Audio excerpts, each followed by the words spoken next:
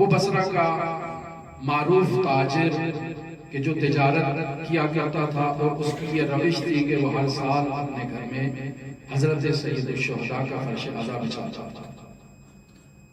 تقدیر ایسی ہوئی کہ ورشکست ہو گیا، تمام مال ہاتھ سے چلا گیا، بالکل اب مفلس ہے، کچھ اس کے پاس سرمایہ موجود نہیں ہے، حتیٰ کہ گھر کا سامان بیچ کر اپنا گزارا کرتا ہے۔ محرم کے ایام قریب ہیں، زوجہ کے ساتھ گھر میں بیٹھا ہے، ایک آہ کھینچتا ہے کہ محرم قریب ہے اور ہمارے پاس عشرہ محرم الحرام کے انعقاد کے لیے سرمایہ ہے۔ ہماری بھی یہی پوزیشن ہوتی ہے، ہر سال جب محرم کا ایام آتے ہیں تو ہماری بھی بساط میں کچھ نہیں ہوتا، لیکن پھر جب محرم الحرام کا پروگرام منعقد ہوتا ہے اور پوسٹر لگایا جاتا ہے، ارادہ کیا جاتا ہے، تو کہاں کہاں سے سرمایہ آتا ہے خدا بہتر جانتا ہے۔ خود حضرت سید الشہداء کی ایک خاص عنایت ہوتی ہے ان مجالس عزا پر کہ انسان تصور نہیں کر سکتا۔ تو یہ تاجر بھی اسی طرح سے پریشان ہے، بیوی پوچھتی ہے کیا مسئلہ ہو گیا، تو کہا کہ محرم قریب ہے، ہر سال ہم فرش عزا بچھاتے ہیں اور اس سال ہم تو کھانے کے محتاج ہو چکے ہیں، گھر کا سامان بیچ کر گزارا کر رہے ہیں اور اب ہمارے پاس تو کچھ نہیں ہے، یہ جو گھر تھا یہ بھی بک چکا ہے، ابھی کچھ عرصے کے بعد اس کو جو نیا مالک ہے اس کے سپرد کرنا ہے، اس کو تحویل دینا ہے، اور اب ہمارے پاس تو کچھ بھی نہیں ہے جسے بیچ کے ہم عشرہ محرم الحرام کا انعقاد کریں۔ زوجہ تھوڑی دیر سوچتی ہے اور پھر اسے کہتی ہے کہ ایک چیز ہے ہمارے پاس ابھی گھر میں بیچنے کے لیے، اگر آپ اجازت دیں تو اس چیز کو پیش کیا جائے سید الشہداء کی خدمت میں۔ کہا ایسی کوئی چیز ہے گھر میں جس کا مجھے علم ہی نہیں تھا؟ کہاں ایک ہے نا، 18 سال محنت کر کے میں نے جس جوان کو پالا ہے وہ کس دن کام آئے گا؟ اچھا، کہا بیٹا مان جائے گا؟ کہا حسین کے دسترخوان پہ پرورش یافتہ ہے، کیسے نہیں مانے گا؟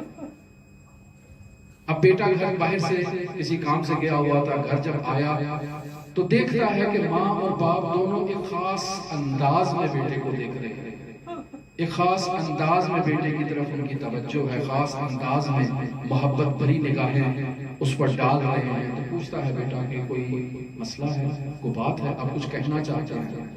تو ماں بہت پیار سے اسے کہتی ہے کہ ہم نے 18 سال سے تجھے محنت سے پالا ہے، لیکن اب ہمارے پاس عشرہ محرم کے انعقاد کے لیے سرمایہ نہیں ہے، کیا اس بات کی اجازت دیتا ہے کہ ہم تجھے بیچ دیں حسین ابن علی کی راہ میں، اور جو پیسے حاصل ہیں اس سے عشرہ محرم الحرام کا انعقاد کرنا؟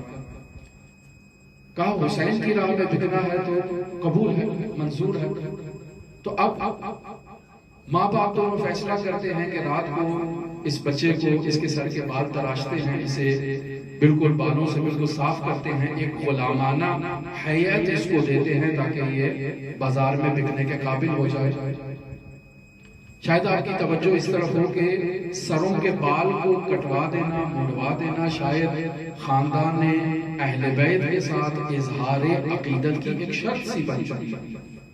وہ آئے نا اصحاب حضرت سید الاوصیاء کی بارگاہ میں اور آ کر سید الاوصیاء سے کہا کہ آپ قیام کریں، ہم آپ کے ساتھ ہیں، آپ کے رکاب میں شمشیر زنی کریں گے اور اس ظالم حکومت کے تختے سے اس کو اتاریں گے اور آپ کو آپ کے اس کھوئے ہوئے منصب تک واپس پہنچائیں گے۔ تو حضرت سید الاوصیاء نے بھی اسے یہی شرط رکھی تھی کہ ٹھیک ہے، اگر آپ اتنے ہی وفادار ہو تو کل اپنے سروں سے بالوں کو منڈوا کر فلاں جگہ پر آ جانا، تلواریں ساتھ لے آنا، قیام شروع کریں گے۔ لیکن جب صبح حضرت سید الاوصیاء پہنچتے ہیں تو دیکھتے ہیں کہ چند مخصوص اصحاب سلمان و مقداد جیسے وہاں پر موجود ہیں اور باقی سب دعویدار افراد غائب ہیں۔ بس اس مطلب سے یہ معلوم ہوتا ہے کہ شاید بالوں کو کٹوا کر اہل بیت کے حضور اظہار عقیدت کرنا اس گھر کی ایک شاید رسم سی ہے۔ تو ٹھیک ہے، بچے کے بال کاٹ دیے جاتے ہیں، صبح اسے ماں سے ودا دے کر بازار میں باپ لے جاتا ہے، وہ مارکیٹ جو غلاموں کی مارکیٹ ہے، لیکن وہاں جانے سے پہلے فقہا سے استفتاء کرتے ہیں کہ کیا ہم ایک آزاد انسان کو فروخت کر سکتے ہیں؟ تو جواب ملتا ہے کہ اگر وہ خود سے خدمت کرنے کے لیے تیار ہے کسی کی تو ٹھیک ہے، کسی کو اپنے وجود کو کسی کے اختیار میں دے سکتا ہے۔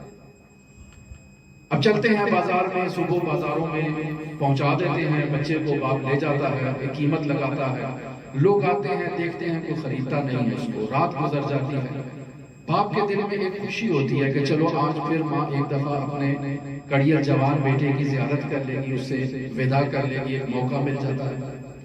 لیکن ابھی رات کا سورج نہیں ڈھلتا ہے کہ وہ دیکھتا ہے کہ بسرے کے دروازے سے ایک گھڑ سوار داخل ہو رہا ہے، اور وہ آتا ہے سیدھا اسی شخص کے پاس کہ تم نے اس جوان کو فروخت کرنا ہے، نہیں کہتا کہ غلام ہے، نہیں کہتا ہے بیٹا ہے، اس کو تم نے فروخت کرنا ہے۔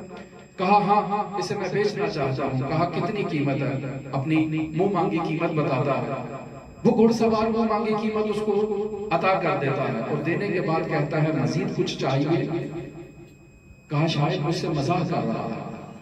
کہا نہیں، اور کچھ چاہیے تو اور رقم بھی دیتا ہوں، اور پھر مزید کچھ رقم نکال کے اس شخص کو تھماتا ہے اور کہتا ہے کہ اب معاملہ کمپلیٹ ہو گیا۔ اس جوان کو کہتا ہے کہ تم میرے پیچھے سوار ہو جاؤ۔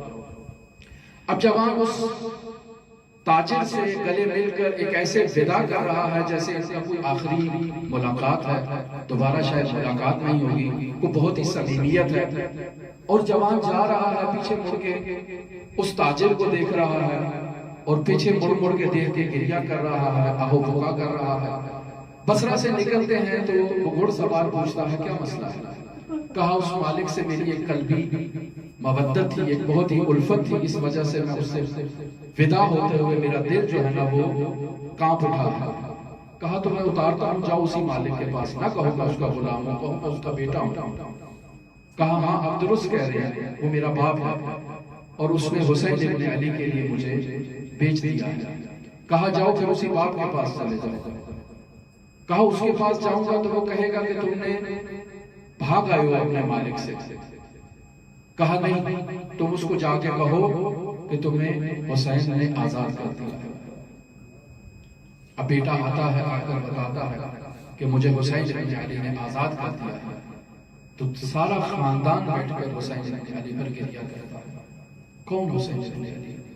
وہ حسین ابن علی جس نے اپنے 18 سال کے جوان سے ودا لی، اور ایک ایسے حالت میں ودا لی کہ حسین کے لیے سنگین ترین وداعی تھی، وہ علی اکبر سے جدا ہوا، اور علی اکبر سے کہا کہ بیٹا تم میدان میں جاؤ، تمہارا سواری کا رخ آگے کی طرف ہونا چاہیے، اور تم پیچھے مڑ مڑ کے مجھے دیکھتے رہو جب تک تمہاری نگاہ میدان میں ہو۔ یہ کیسی وداعی ہے؟ یہ ایک دل سے وداعی ہے، ایک باپ کی اپنے ایسے جوان سے کہ جو اشبہ الناس خلقا و خلقا و منطقا برسول اللہ۔ حسین سے بہت محبت تھی اپنے علی اکبر سے، اور ہم نے اسی حسین ابن علی کے فرش اعظم میں جہاں تک